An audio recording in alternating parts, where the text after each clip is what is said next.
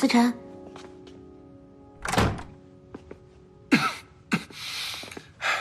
你怎么在咳嗽啊？我有点不舒服。你是不是感冒了呀？小感冒，睡觉就好了。陈飞昂呢？他去和 Alex 的团队谈并购的事情了。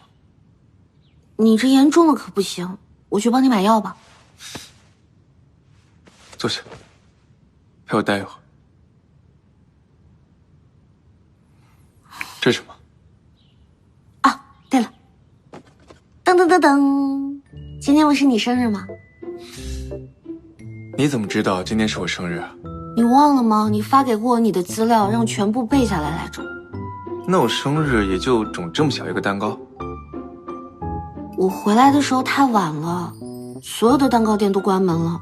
不过我特别的幸运，我在路上遇到一个小男孩，他正好也在过生日。你从人家小朋友手里抢了一个蛋糕过来？对啊，不，其实不算是抢，我给他唱了一首完整的生日歌，然后他好心的分享给了我一块。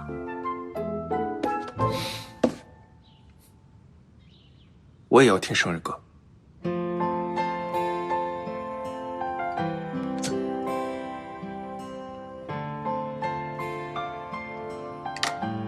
许个愿吧。你先唱歌。行，给你唱。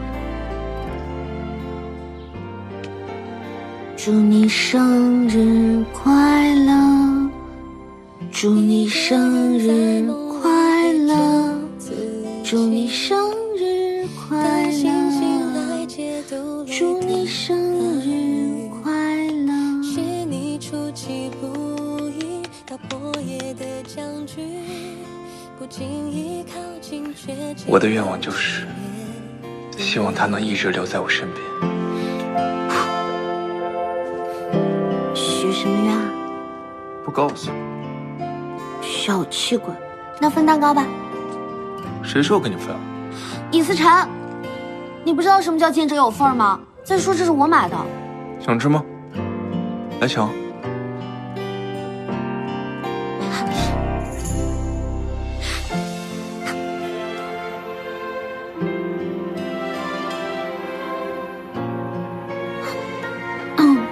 好吃吗？